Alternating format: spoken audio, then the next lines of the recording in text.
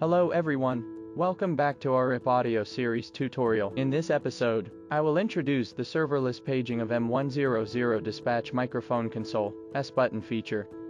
The multicast feature can realize many convenient functions for M100, such as paging, playing background music, etc. In this way, even if the user's device is not registered to the SIP server, the multicast can still be used to implement some major functions.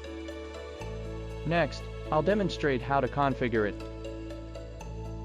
Here I will take M100 and I intercom as an example. First, you need to register the two devices to the IP audio center. After finishing this, you should go to the IaaS web GUI to enable the multicast feature. Go to Advanced Multicast page, enable the multicast setting, save the setting, and then copy the default multicast address and port.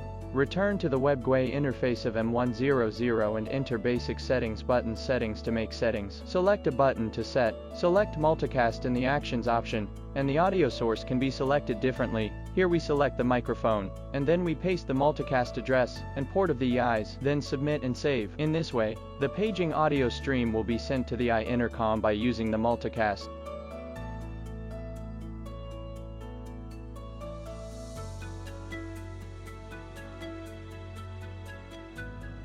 After the setting is completed, we will conduct a test. Click the button we just set on the M100, and you could finish paging to the intercom in this way.